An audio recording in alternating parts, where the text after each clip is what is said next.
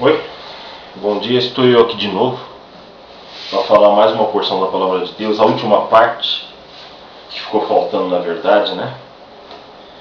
A última parte que eu estava falando, que acabou a gravação, acabou a força da máquina e eu acabei não gravando o resto, mas essa é a última parte que eu estava falando sobre um contrafluxo, né?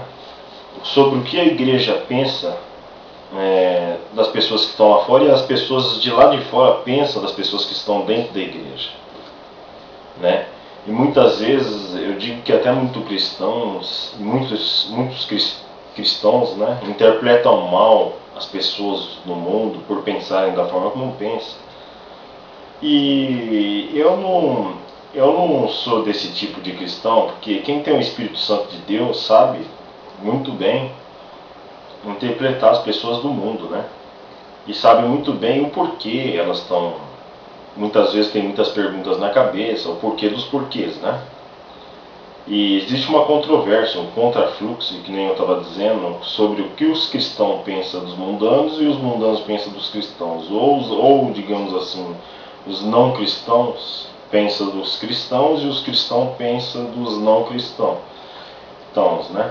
Então, essas considerações são coisas que devem ser levadas em pauta, são coisas muito importantes, muito interessantes a considerar, né? Porque isso também tem um ponto de interrogação, um ponto X nessa questão que é bastante relevante para a compreensão de ambas as partes. E eu digo para vocês, o mundo olha para a gente, para nós que somos crentes, que somos cristãos, né? Ele imagina que nós somos escravos. As pessoas olham pra gente e falam, não pode beber, não pode fumar, não pode usar droga, não pode se prostituir, né? Não é que não pode. Na Bíblia fala, tudo me é lícito, mas nem tudo me convém. O apóstolo Paulo fala, né? Então, na verdade, eles pensam que estão com a liberdade. Vamos supor, um homem, quando está tomando aquela sua cervejinha no bar, tal, ele pensa que aquilo ali está descendo redondo, né?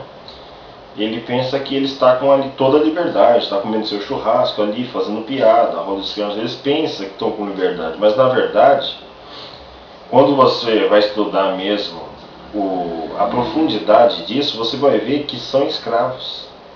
Ou seja, ele é escravo daquela cerveja, ele não fica sem aquilo. Se ele ficar, ele fica maluco.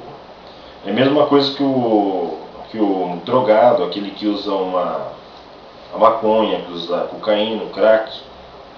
Ele vira escravo daquilo ali, ele acha no começo que é uma liberdade, que deixa a pessoa light, ou deixa elétrica, no caso do pó, no caso da maconha deixa a pessoa light e tal, né? Isso é tudo ilusão, na verdade, ilusão mundana, assim como a parte da luxúria, homens que traem, homens que saem com tudo quanto é mulher e acham que aquilo é liberdade. Na verdade não é liberdade, ele é escravo daquilo. O dia que ele deixar de fazer aquilo, ele não vai conseguir parar, ele não vai conseguir ficar em casa, ele vai ser sempre escravo daquilo, né? Poder ocorrer com ele de sérias consequências, como cirrose, por exemplo, no caso de quem bebe muito, mistura muitas bebidas, droga nem se fala, a droga acaba com a pessoa, né? Mulheres, né? Muitas mulheres trazem doenças, assim como muitos homens também trazem doenças, tá? Eu vou falar para vocês até com um certo, como cristão, tá? Como um sinônimo de alerta, tá? Que os demônios de escala menores, que são esses demônios de baixo escalão, eles que comandam essas áreas da vida da humanidade, jogando os homens nos vícios, nas bebedeiras, e jogando os homens nessas coisas e tornando os homens escravos nisso. Porque quando a pessoa se torna escravo da bebida, da droga, se torna escravo da prostituição, ela está enfraquecida, mentalmente falando. Que o homem não foi criado para isso. Esse não é o propósito pelo qual Deus criou o homem. Deus criou o homem para o seu louvor. Deus criou o homem para ser seu amigo, pessoal. Então, alguns cristãos olham para fora e enxerga, assim, de fato, enxerga essa verdade. Os cristãos que têm o Espírito Santo enxergam que as pessoas estão com uma venda, assim, nas vistas, né? Que elas não podem enxergar a realidade.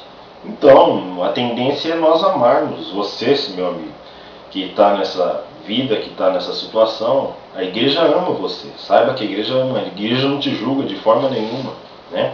Mesmo porque 70%, de 70% a 80% da membresia da igreja já foi do mundo, era igual você, entendeu? Fazia todas essas coisas, né? Fazia todas essas coisas, quando deitava a cabeça no travesseiro, né? Eu mesmo já bebi, já fiz muita coisa assim errada, e eu nasci num lar evangélico, num lar cristão, desviei não, fiquei afastado por um certo tempo, depois eu voltei e tal, conheci o mundo e vi que não prestava, né? Que realmente não prestava, mas graças a Deus eu sobrevivi para poder contar a história.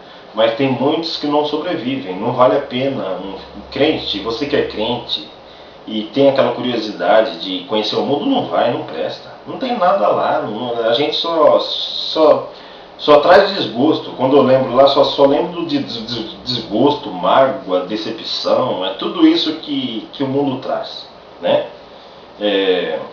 Parece uma alegria assim na hora, quando você está bebendo, por exemplo, uma cerveja, seja lá o que for, na hora você fica alegre, daquela coisa, daquela euforia, aquela coisa, não é? Depois passa tudo, tá?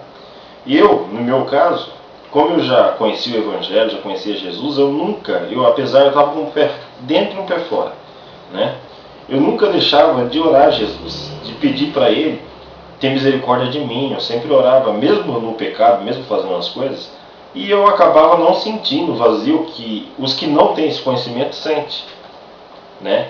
Uma pessoa que nunca foi cristão, que não tem um conhecimento pleno do Evangelho, ela sempre tem um vazio muito grande. Quando ela deita a cabeça no travesseiro, ela sente um vazio muito grande e começa a chorar. A pessoa vai nas baladas, tá com as amigas, bebe, fuma, usa droga, tudo aquilo ali, narguilha e tudo, né? Quando deita a cabeça no travesseiro, a pessoa começa a chorar. Ela vê que a vida é um ciclo, ela vê que no outro dia vai ser tudo a mesma coisa, vai ter que trabalhar tudo, vai ser um ciclo, ela não vai ter felicidade na vida, ela não vai ter prazer no trabalho, não vai ter prazer em nada, podendo surgir aí uma depressão, uma síndrome do pânico, uma fobia social, qualquer coisa desse tipo, né? Que Satanás tem tirado muitas dessas doenças no povo de Deus e no povo de fora também, né? E a parte espiritual, quando ela é curada, né, não se deve deixar de curar a parte material também, deve se passar no médico, fazer o tratamento, tudo. Mas o ponto que eu quero chegar não é esse, digamos assim. Vocês olham pra gente, vocês que estão no mundo, vocês pensam que nós somos escravos. E eu já teci as considerações mostrando para vocês que quem é escravo é quem está no mundo praticando essas coisas, né? Agora, imagina só, o que é liberdade? A verdadeira liberdade, a essência do universo, a verdadeira liberdade. Eu não vou nem falar, se eu for falar de Deus, a liberdade é muito mais ampla. O campo se abre muito mais amplamente do que eu vou falar agora.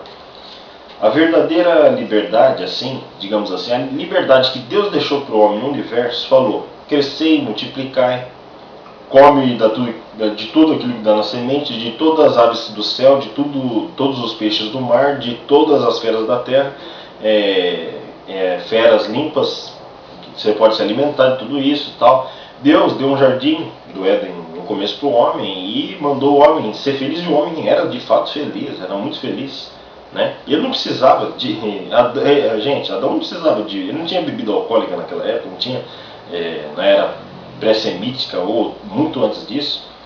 O homem não precisava, tanto é que o homem vivia 600 anos, 700, Matusalém viveu 1098 anos, alguma coisa assim, não sei. E então, assim, o homem vivia feliz, o homem era feliz, a humanidade era feliz, tá? Você pode perguntar para o seu pai como que